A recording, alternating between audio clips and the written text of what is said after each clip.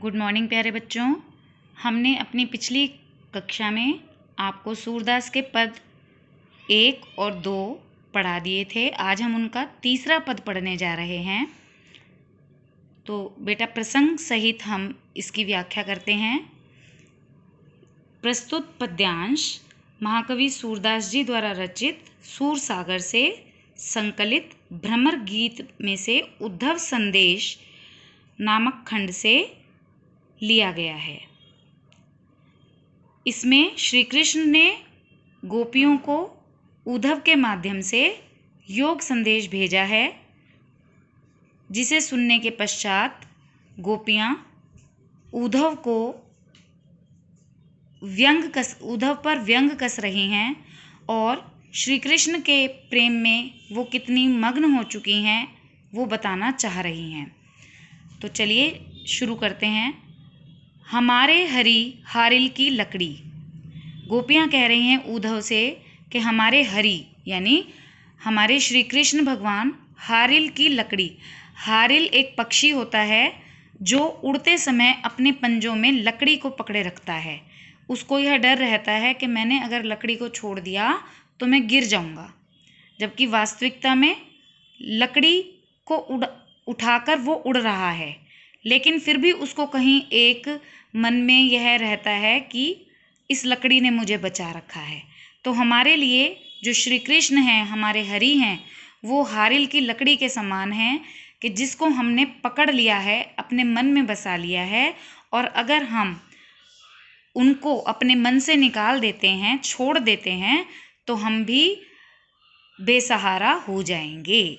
मन क्रम वचन नंद नंदन उर, यह दृढ़ करी पकड़ी।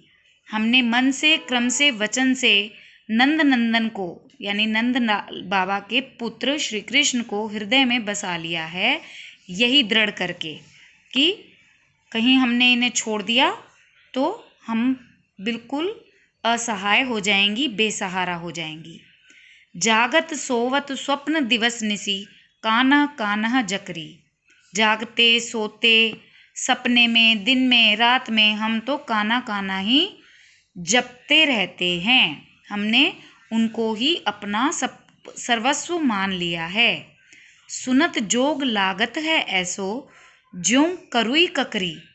तुम्हारे ये योग संदेश सुनकर ऐसा लगता है जैसे कड़वी ककड़ी हो।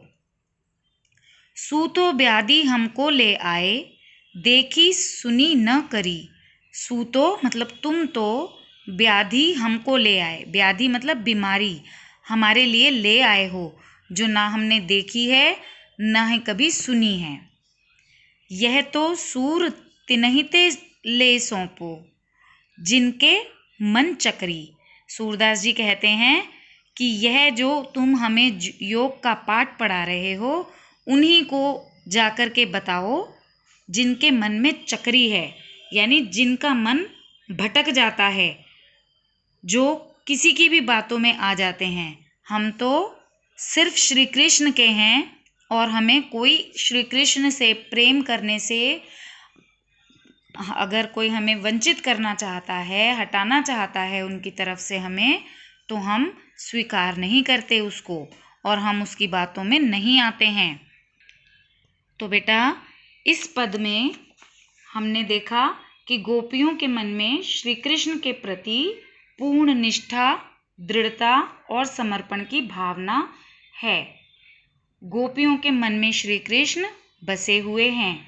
योग ज्ञान के लिए उनके मन में कोई भी जगह नहीं है और वो उद्धव को ही उल्टा योग पाठ पढ़ा रही। तो बेटा अब आपको इसे स्वयं पढ़ना है और एक एक आपको शब्द के अर्थ पढ़ते जाना है और उससे भावार्थ समझकर इसका लिखना है और इसके प्रश्न उत्तरों को लिखना है। ठीक है बेटा, थैंक यू।